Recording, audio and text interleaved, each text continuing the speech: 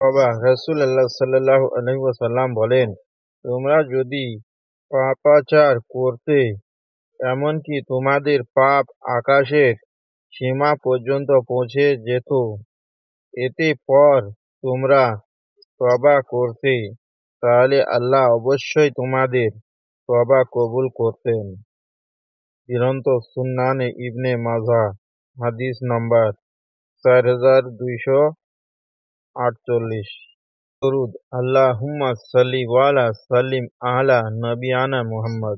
হে আল্লাহ, আপনি সালাত ও সালাম পেশ করুন আমাদের নবী মুহাম্মাদের উপর। মাজমাউ জায়েদ 10/120।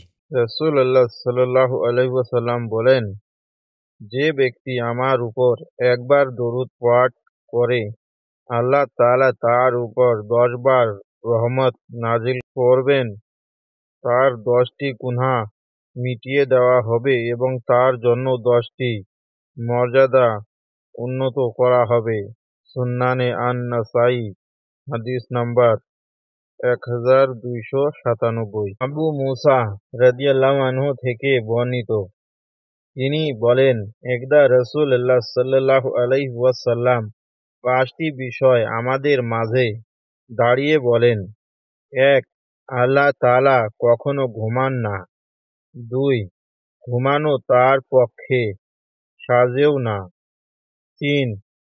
তিনি দাঁড়িপাল্লা উঁচু নিচু করেন, সৃষ্টির রিজিক ও আমল প্রবৃত্তি নির্ধারিত করে থাকেন।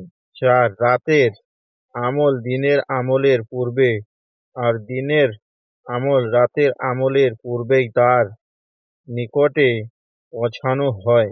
এবং 5. তার এবং সৃষ্টি জগতের মধ্যে পর্দা হয়েছে নূর, জ্যোতি।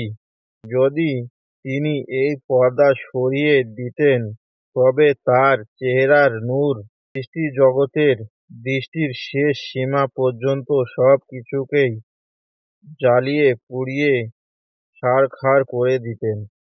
সহিহ মুসলিম 179, ইবনু মাজাহ 196, আহমদ 19530, সহিহ ইবনু হিব্বান 266, সহিহ আল জামি 1860, মিসকাত 91। অর্থ সহ সংক্ষিপ্ত 3টি দরুদ। সাল্লাল্লাহু আলাইহি ওয়াসাল্লাম। অর্থ: আল্লাহ তার মুহাম্মাদের প্রতি সালাত, দুআ ও সালাম, শান্তি বর্ষণ করুন। আল্লাহুম্মা সাল্লি ওয়ালা সাল্লিম আলা নবিয়ানা মুহাম্মদ। অর্থ: হে আল্লাহ, আপনি আমাদের নবী মুহাম্মাদের উপর সালাত ও সালাম বর্ষণ করুন। আল্লাহুম্মা সাল্লি আলা মুহাম্মদ আলা ওয়া আলা আলি মুহাম্মদ। অর্থ: হে আল্লাহ, আপনি মুহাম্মদ এবং তার পরিবার পরিজনদের উপর রহমত বর্ষণ করুন। সুবহানাল্লাহ। প্রবাসের পূর্বে এই দোয়া পড়বে। বিসমিল্লাহি আল্লাহুম্মা জানিবাশান শাইতানা ওয়া জানিবাশ শাইতানা মা রাযাকতানা। আল্লাহর নামের সাথে শুরু করছি। হে আল্লাহ, আপনি আমাদেরকে শয়তান হইতে রক্ষা করুন এবং আপনি আমাদেরকে যে সন্তান দান করবেন তাকে শয়তান হইতে রক্ষা করুন।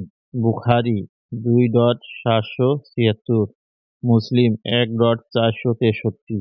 এতে পর ওই সময়ের সহবাসে যদি তাদের সন্তান পয়দা হয়, তবে শয়তান কখনো তাদের ক্ষতি করতে পারবে না, অথচ শয়তান ওই বাচ্চার ক্ষেত্রে গোমরাহ করার ব্যাপারে কখনো কামিয়াব হইতে পারিবে না। বিস্তারিত। হযরত ইবনে আব্বাস রাযী বলেন, নবী করিম সাল্লাল্লাহু আলাইহি ওয়াসাল্লাম ইরশাদ করেছেন, যখন কেউ নিজ স্ত্রীর নিকট আসে এবং এই দোয়া পড়ে, বিসমিল্লাহি আল্লাহুম্মা জানিবাশ শাইতানা ওয়া জানিবাশ শাইতানা মা রাযাকতানা।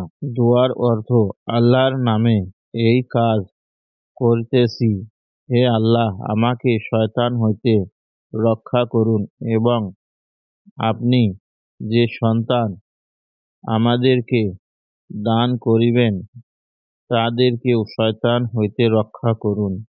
বুখারী।